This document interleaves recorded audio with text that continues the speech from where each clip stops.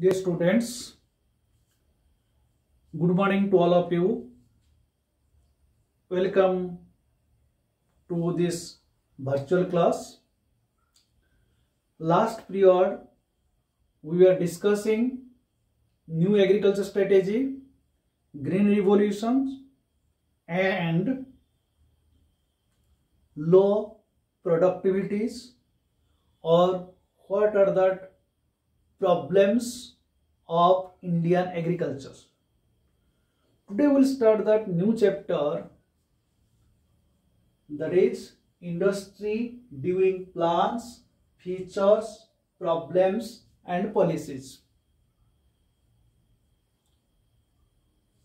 Before we start this industry during plans, features, problem and policies, let us start what do mean by industrialization. What do mean by industrialization, or what is industry? Dear students, you have already known that objectives of 5-year plan: rapid increase in production, that is agriculture production, and rapid increase in industrial productions, rapid increase in employments.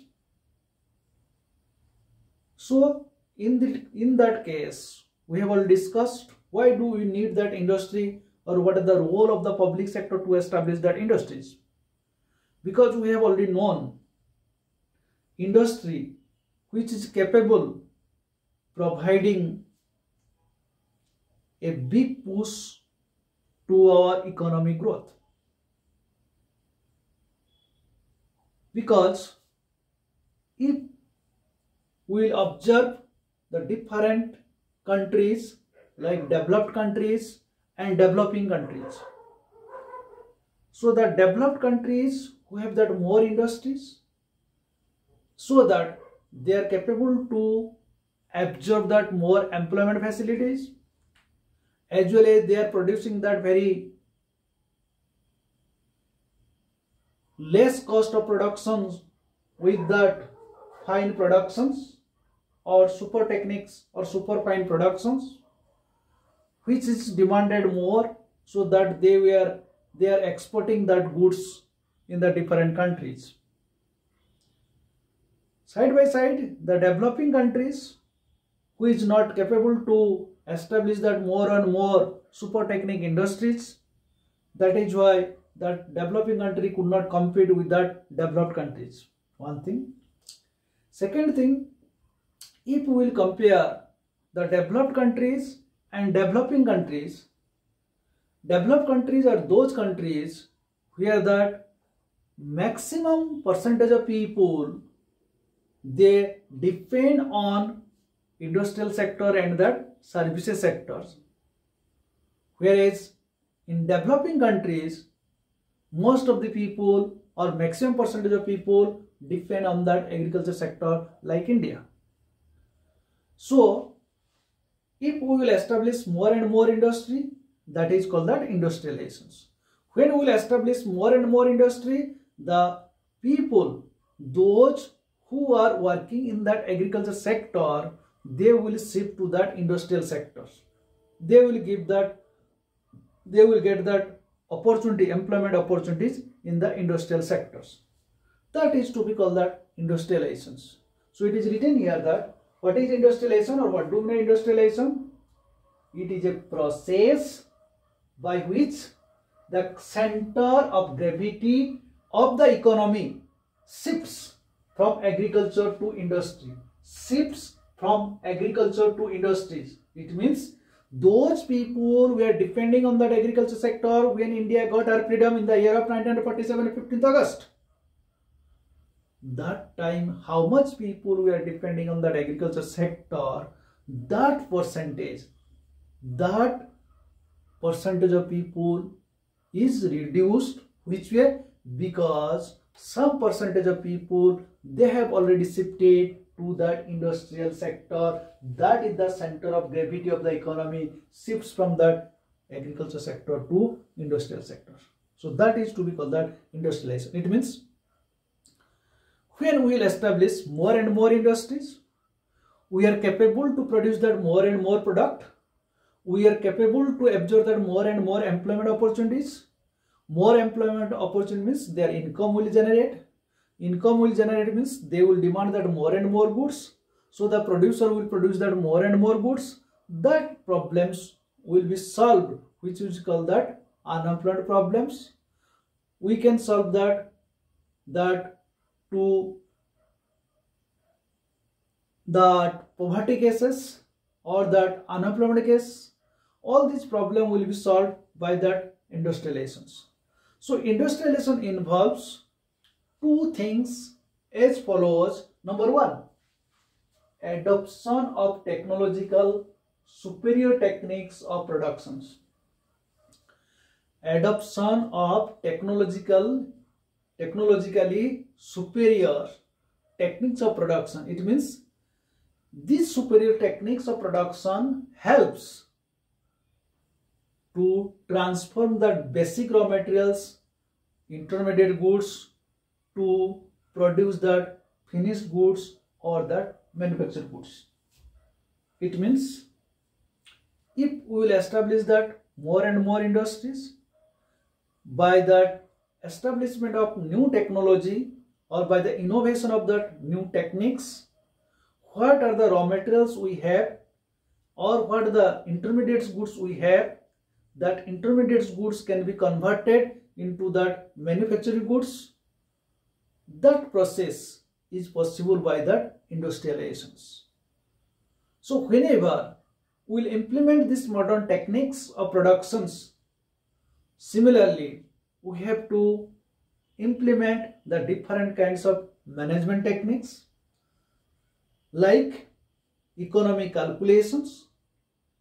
That means how much money we are spending, how much production we are getting, how much the profits, that calculation of profit and loss in the system of the accountancy, and efficient utilization of resources, right man for the right job. These problems, right man for the right job, is also to be solved. So it means application of modern techniques of production management techniques, organizations like economic calculation, accountancy and management techniques, these involves in that industrializations. Above all, we can say by establishing that more and more industries, we will use our resources, raw materials to produce that finished product or that manufacturing goods. Side by side, our natural resources will be fully utilized. Our people, those who are that unemployed, they will get that employment and they will be trained, they will be skilled, and we can utilize our resources, both that human resources as well as that natural resources. That is that objectives or that helps to our industrializations. So if there is the industrializations or rapid industrializations, it affects to our economic growth and economic developments.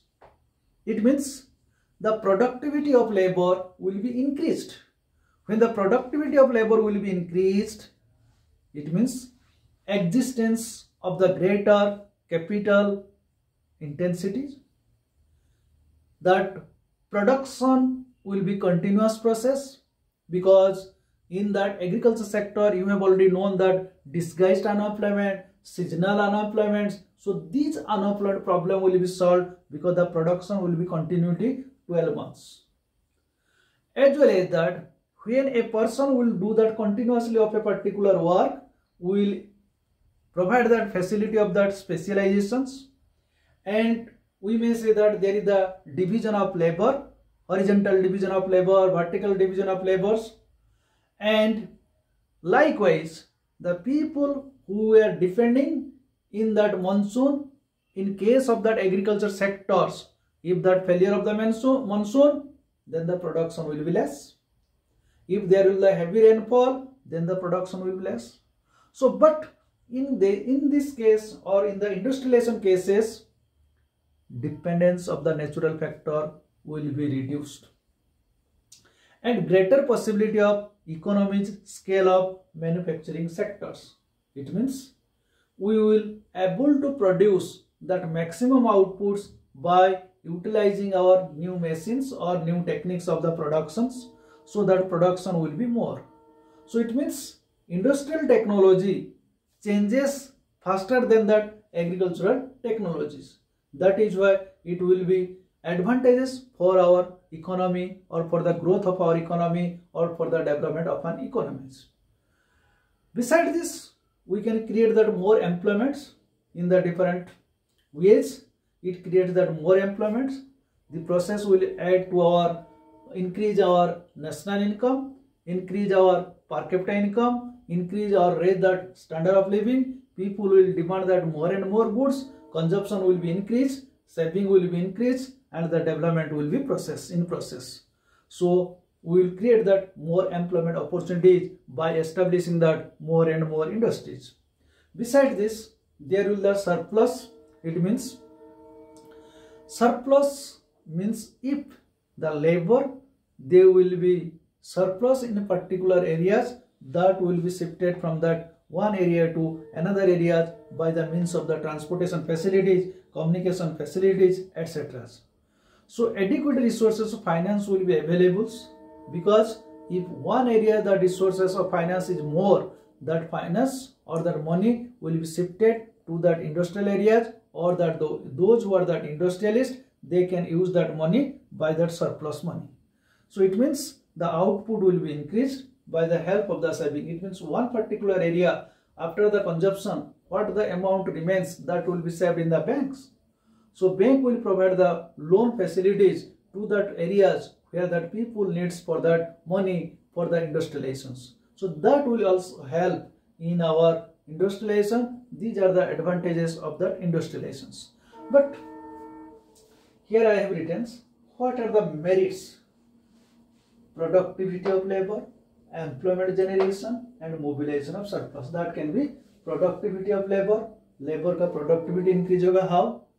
Because if there is the division of labor, so the labor will do that same work again and again, that piece of work, so he will be that specialized of that particular work. Again, in that agriculture sector, people were unemployment in different ways, seasonal, disguised, etc.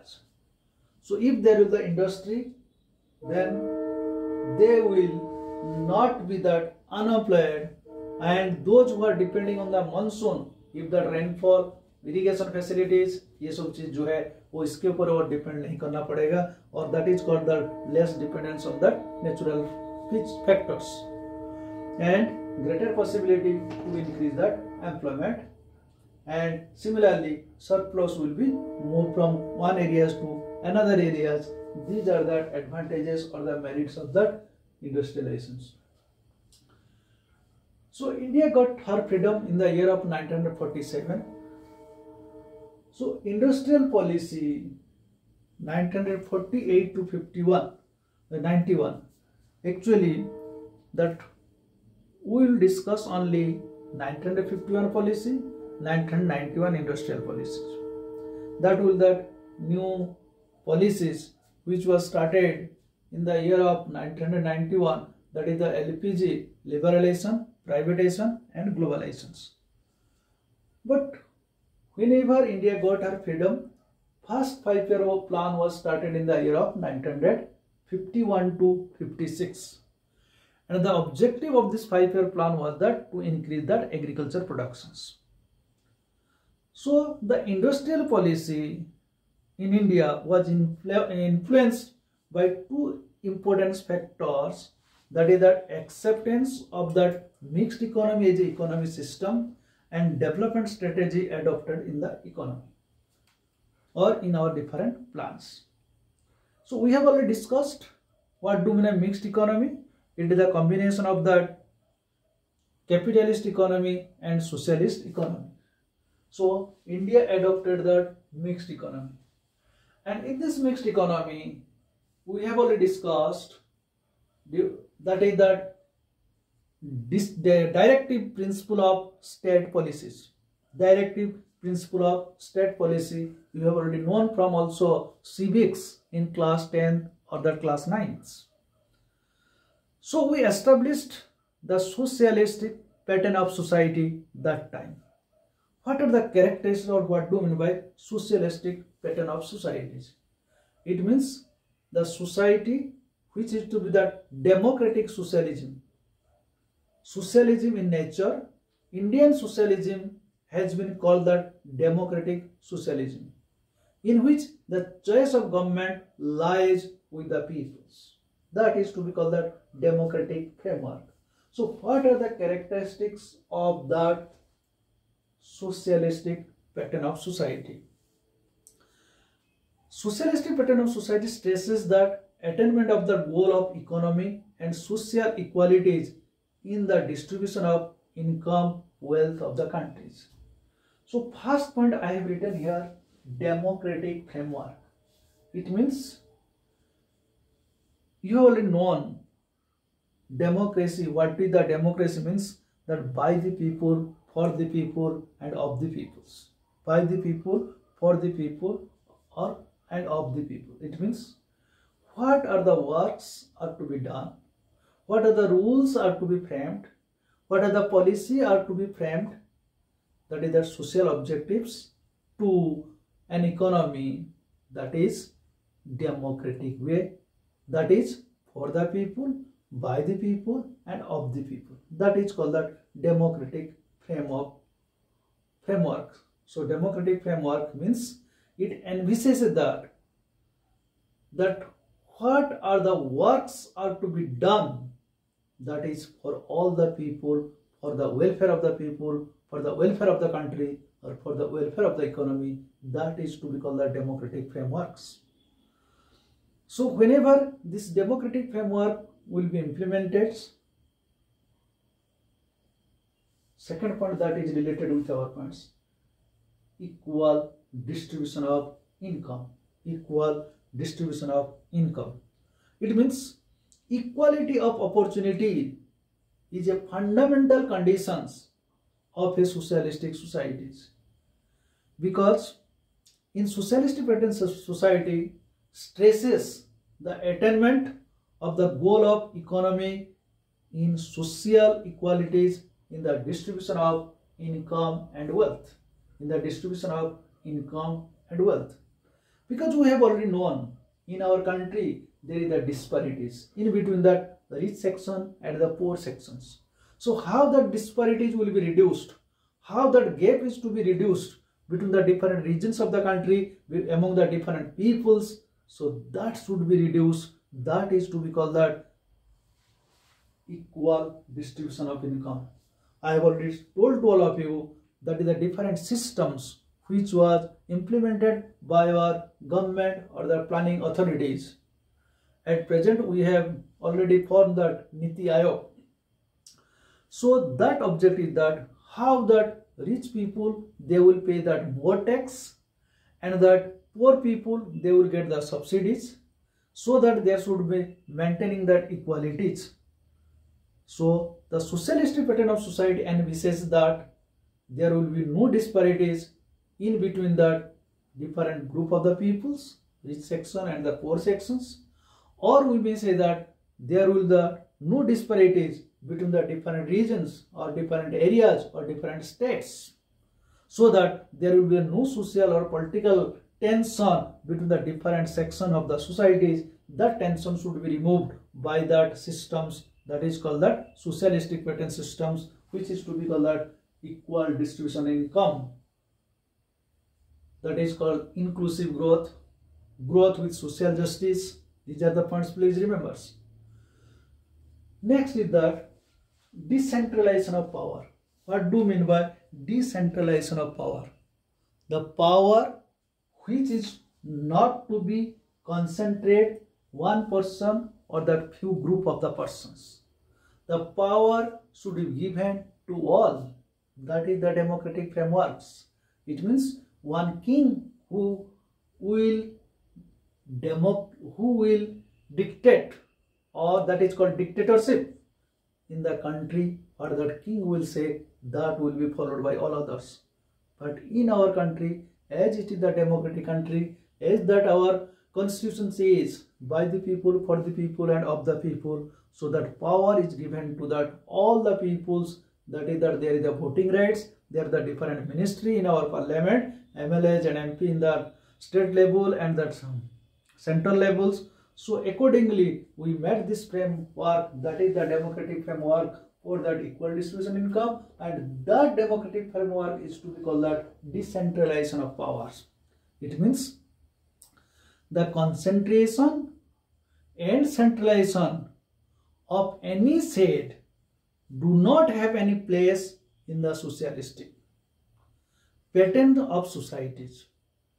Concentration of economic power prevents that equal distribution of income or equal distribution of national product, and often leads to the growth of the monopolistic power. That is, there is the act is to be for Monopolistic Restricted Trade Practice Act 1953. So these are the different policy have to be formed. So centralization of decision making power builds that vested interest in the few group of the people, or only one person or the two persons. So they become to get that more profits, and they become to get that more and more gainer.